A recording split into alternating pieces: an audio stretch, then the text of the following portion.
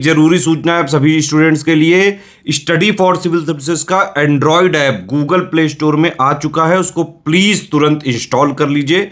और अगर आप स्टडी फॉर सिविल सर्विसेज के सिर्फ ऐप से कोई भी कोर्स, कोई भी पीडीएफ परचेस करते हैं तो उसमें अप्लाई कूपन, अगर आप ज्ञान सर जो है आप उसमें अप्लाई करते हैं, ये कूपन कोड है, तो उसमें 20% फीस तुरंत माफ हो जाएगी। मतलब 20% डिस्काउंट तुरंत उसमें लग जाएगा। ज्ञान सर लिखना है नॉर्मल। नमस्कार साथियों, स्वागत है आप सभी का स्टडी फॉर सिविल सर्विसेज में। ये है हमारी इन्वायरमेंटल साइंस की क्लास। और इन्वायरमेंटल साइंस में जो टॉपिक हमारा चल रहा है अभी पर्यावरण में, वो चल रहे हैं पारिस्थितिकी पिरामिड। इससे पहले की क्लास में मैंने आपको जीव द्रव्यमान या जीव भार पिरामिड बताया। उससे पहले की क्लास में हमने जीव संख्या पिरामिड को पढ़ा था। आज हम आगे बढ़ेंगे और आज का जो हमारा टॉपिक है वो पारिस्थितिकी पिरामिड में लास्ट है, जिसको हम बोलते हैं एनर्जी पिरामिड या फिर ऊर्जा पिरामिड या जैव ऊर्जा पिरामिड। काफ़ी इंपॉर्टेंट है और इसको ज़रा हम समझ लेते हैं कि ये जो है क्या हमें बताता है। तो देखो भाई, अब नाम है जैव ऊर्जा पिरामिड, तो हमें क्या बताएगा? ये हमें बताएगा कि किसी भी पारिस्थितिकी तंत्र में ऊर्जा का प्रवाह किस तरीके से होता है, ऊर्जा एक जीव से दूसरे जीव में किस तरीके से प्रवाहित होती है, इससे हमें पता चलेगा। और एक बात हमेशा ध्यान रखना, किसी भी पारिस्थितिकी तंत्र में ये पिरामिड सदैव सीधा ही बन सकता है, ये पिरामिड कभी भी उल्टा नहीं हो सकता। मैं भी आपको बताऊंगा किस तरीके से जो है ये हमेशा सीधा ही बनेगा, उल्टा क्यों नहीं बन सकता, क्या रीज़न है। ठीक है, तो पहला तो जीव ऊर्जा पिरामिड से हमें किसकी जानकारी मिलती है? किसी भी परितंत्र में ऊर्जा का प्रवाह किस तरीके से हो रहा है ये। दूसरा पॉइंट, ये पिरामिड कैसा बनेगा? तो ये पिरामिड सदैव और सदैव सीधा ही बनेगा, उल्टा नहीं बन सकता। तो हमने क्या देखा? हमने देखा चाहे जीव संख्या पिरामिड हो या जीव भार पिरामिड हो, ये दोनों ही सीधे और उल्टे दोनों बन सकते हैं। मैंने एग्जाम्पल के थ्रू आपको बताया। और अगर हम बात करेंगे जीव ऊर्जा पिरामिड की, तो ये पिरामिड कभी भी उल्टा नहीं बनेगा, बल्कि सदैव सीधा ही बनेगा। तो अब जरा इसको हम समझ लेते हैं कि ये जो हमने पूरी जानकारी अभी जो इतना ज्ञान पेला है, ये लिखा क्या है। देखो, यह पिरामिड प्रत्येक पोषण स्तर पर ऊर्जा की कुल मात्रा को दर्शाता है कि कितनी ऊर्जा जो है एक स्तर से दूसरे स्तर में जा रही है। ऊर्जा किलो कैलोरी एकांक क्षेत्र एकांक समय अथवा कैलोरी एकक क्षेत्र एकांक समय द्वारा व्यक्त की जाती है।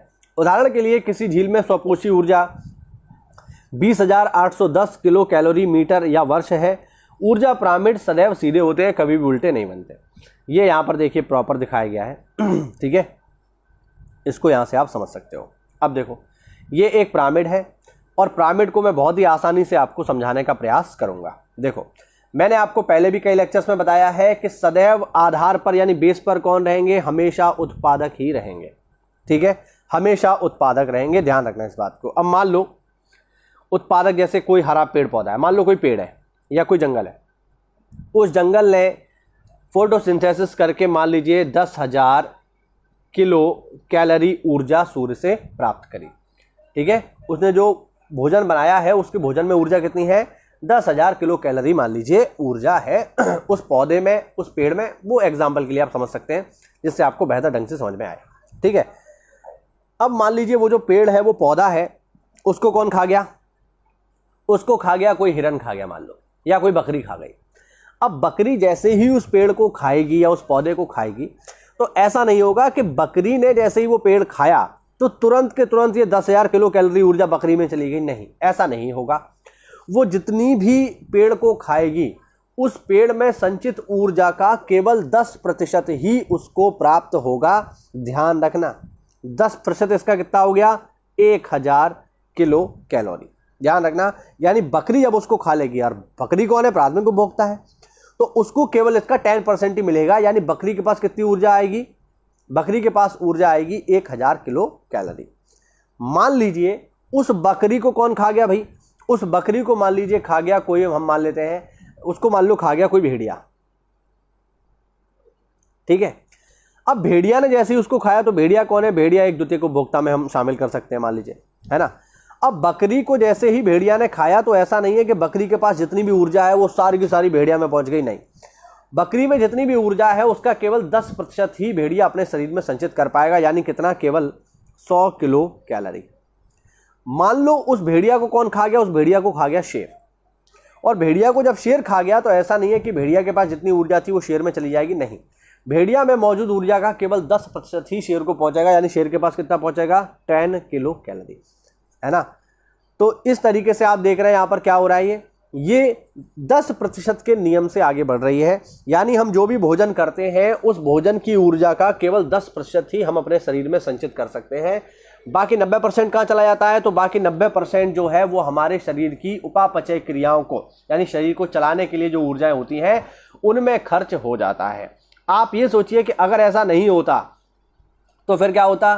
तो लोग सीधे भैंसा खाते और भैंसा खा करके उनमें भैंसा जैसी ताकत आ जाती। लेकिन आप सोच के देखिए, क्या ऐसा होगा? अगर ऐसा होता तो लोग भैंसा खाकर भैंसा नहीं बन जाते, और भैंसा ही क्यों खाते? फिर तो लोग सीधे शेर खाते और शेर खा के सीधे शेर बन जाते। लेकिन नेचर ने इस चीज़ का ध्यान रखा है कि आप चाहे शेर खा लो या भैंसा खा लो, है ना, ऐसा नहीं होगा कि आप शेर खा करके शेर बन गए या भैंसा खा करके भैंसा बन गए, ऐसा नहीं होगा। ठीक है, हाँ। तो फिर ये जो है आपको ध्यान रखना चाहिए। तो आप इसमें क्या देख रहे हैं? आप इसमें देख रहे हैं कि ऊर्जा जो है वो 10% के नियम के अनुसार ऊपर की ओर चल रही है। ठीक है ना? हाँ। अब जैसा कि मैंने बताया कि ये सदैव सीधा ही बनेगा, उसका लॉजिक आप यहाँ पे समझ ही पा रहे होंगे कि सीधा ही क्यों बनेगा, क्योंकि आप इसे उल्टा नहीं कर सकते। ठीक है, ऐसा नहीं हो सकता कि आपने 10 किलो कैलोरी ऊर्जा ली और खाने के बाद वो 100 किलो कैलोरी में चेंज हो गई, ऐसा नहीं हो सकता। अगर ऐसा होता फिर तो मौज ही आ जाती यार, है ना, फिर तो कोई दिक्कत ही नहीं रहती खाने की, है ना। एक ही रोटी से पूरा घर ताकत लेता और लेते ही चला जाता, है ना। या मान लीजिए आपने 100 किलो कैलोरी ऊर्जा ली और वो कन्वर्ट हो गई 1000 में, ऐसा भी नहीं होगा। तो कहने का मतलब है ये हमेशा सीधा ही बन सकता है, ये उल्टा नहीं चल सकता, क्योंकि ये प्रैक्टिकली पॉसिबल नहीं है। ऐसा कैसे हो पाएगा, आप खुद ही बताओ, है ना। और ये जो भी मैंने आपको चीज समझाई कि ऊर्जा का केवल कितना % आपके शरीर में रहेगा, केवल 10%। इसी नियम को कहा जाता है लिंडमान का 10% नियम। ध्यान रखना, ये थोड़ा लिखने में मुझसे गलती हो गई है, लिंडमान, ध्यान लिख देता हूं, ध्यान रखना, ये है लिंडमान का 10% ऊर्जा नियम। याद रखना, पेपर में कई बार आ चुका है। अब जो अभी हमने पढ़ा वही सब यहाँ पे लिखा हुआ है, देख लो जरा इसको, है ना। ये देखो, देखिए जो हमने पढ़ा है सब वही है। परितंत्र पोषण संरचना से स्पष्ट हो जाता है कि क्रमवर्ती पोषण स्तर में ऊर्जा का ह्रास होता है। इसके 2 प्रमुख कारण हैं। प्रत्येक पोषण स्तर में उपलब्ध ऊर्जा का एक भाग श्वसन में नष्ट हो जाता है या उपापचय क्रियाओं में प्रयुक्त हो जाता है। मैंने बताया ना, शरीर को चलाने के लिए उपापचय क्रियाएं होती हैं, उनमें खर्च हो जाता है। ऊर्जा का एक भाग प्रत्येक रूपांतरण पर नष्ट हो जाता है, अर्थात जब ऊर्जा निम्न स्तर से उच्च स्तर पर जाती है तो ऊष्मीय ऊर्जा के रूप में नष्ट हो जाती है। निम्नतर पोषण स्तर पर प्राप्त की गई ऊर्जा तथा उच्चतम पोषण स्तर पर स्थानांतरित होने वाली ऊर्जा का अनुपात पारिस्थितिकी दक्षता कहलाता है। ध्यान रखना, पारिस्थितिकी दक्षता क्या है? कि नीचे से ऊर्जा जो जा रही है और ऊपर कितनी पहुंच रही है, इसी को बोलते हैं पारिस्थितिकी दक्षता। पारिस्थितिकी दक्षता को सर्वप्रथम 1942 में लिंडमैन ने परिभाषित किया था, वो मैंने बोल दिया, आपको समझा ही दिया था ऊपर, है ना। और उन्होंने 10% का नियम प्रस्तुत किया, यानी 10% का नियम जो मैंने भी आपको बताया। अर्थात यदि स्वपोषी 100 कैलोरी ऊर्जा का उत्पादन करता है तो शाकाहारी जीवों को केवल 10 किलो कैलोरी ऊर्जा ही मिलेगी तथा मांसाहारियों को केवल 1 कैलोरी उपलब्ध होगी। यद्यपि विभिन्न परितंत्रों में थोड़ा अंतर हो सकता है तथा पारिस्थितिकी दक्षताओं का परास 5 से 35% के मध्य हो सकता है। ठीक है ना।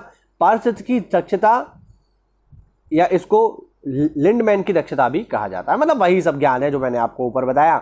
आपने ये समझ लिया, डायग्राम समझ लिया, तो आपको कोई दिक्कत नहीं होगी।